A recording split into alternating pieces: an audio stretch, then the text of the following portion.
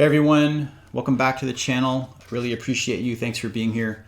I have a video coming up for the new Quest from the Infinite Staircase coming up, and actually I just recorded this and I realized that I actually didn't record it because when I saved it, it was basically, it caught everything that was after what I wanted to tell you.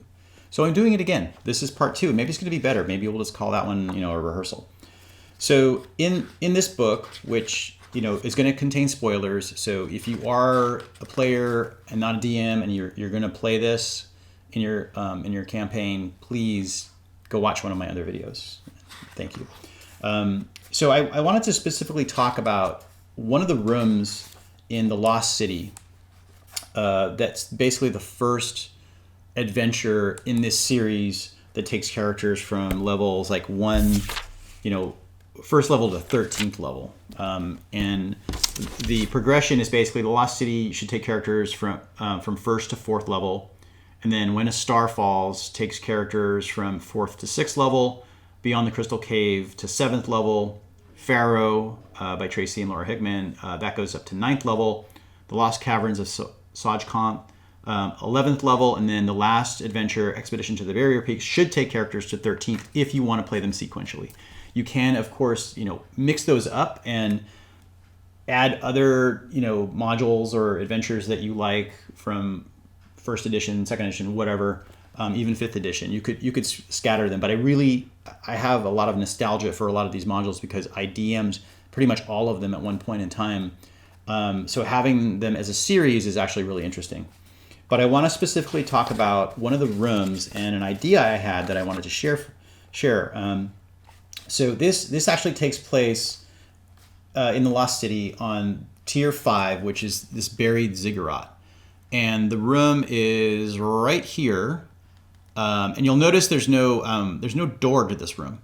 And these three things here are beds, and they're priest beds. So Synodician priests occupy this room, and there's a footlocker at each of the beds. So I just want to read really quickly what this is, and I'll explain some ideas I have for you for really like sprucing up a role-playing and possibly a combat in this room. So priest quarters, B53. This lived-in room contains 3 bunk beds and a chest at the foot of each bed. On one bed lies an elf man in bright yellow robes and a wooden sheep's mask. Then it says an iron-bound chest rests at the foot of each bed. So it mentions chests twice in basically 3 sentences, and I don't know why they did that, but it could be an error, or it just could be reinforcing the fact that the chests are strong. They're iron-bound chests. Anyway, so spoiler here: the masked elf is actually a doppelganger who has killed one of the priests, or actually killed 3 of the priests, and took the form of one of the priests and put each of the priests in each of the footlockers of their beds. So pretty sinister for a doppelganger.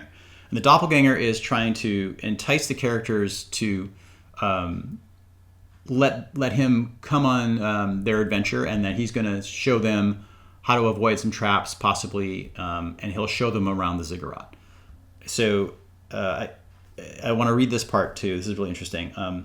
So when it becomes aware of the characters, the doppelganger introduces himself as Castrith, a friendly Synodician priest, and he volunteers to help the party navigate the ziggurat. The doppelganger aims to split the party and take the character's place by any means necessary. So this is going to be a really interesting encounter because the question is, do the player characters figure out the doppelganger scheme and that it's a doppelganger before they leave the room, or do they decide to leave the room with him as part of their party and then experience it later, possibly in another part of the ziggurat with more danger?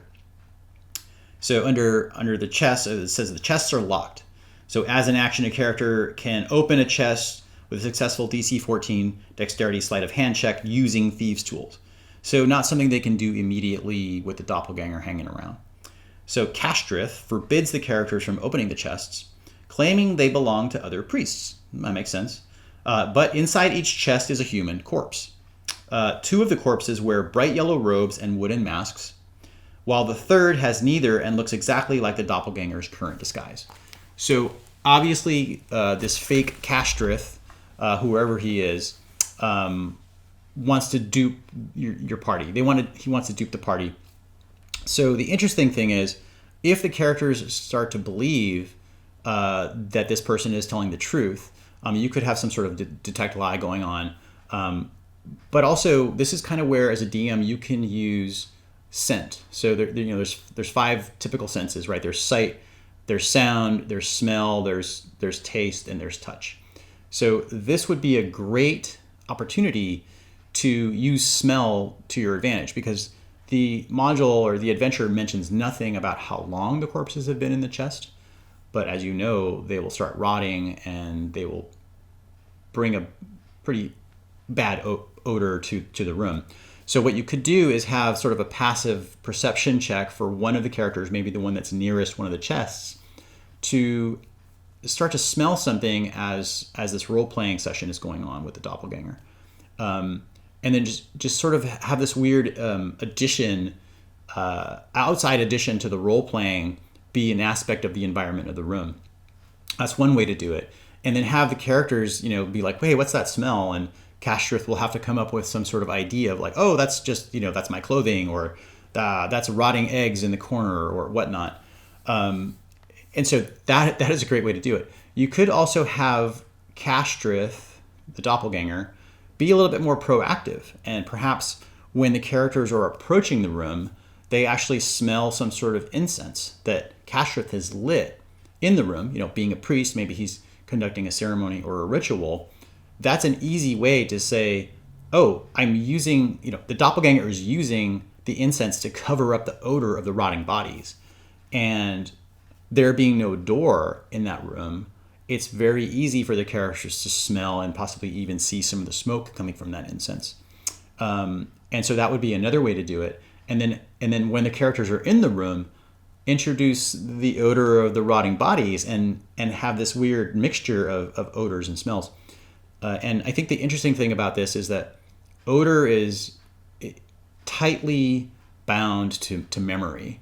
Your olfactory glands are very close to the amygdala and your hippocampus, which are responsible for memories. So this I think is brilliant, because this room gives so much opportunity as a DM to do an amazing role play and possibly even leading to a battle with a doppelganger. So that's all I wanted to say right now. This was sort of spontaneous. Just wanted to bring it about while I was reading this, and just want to say thanks for being here. Please like and subscribe, and I'll be back later with more stuff. Thanks.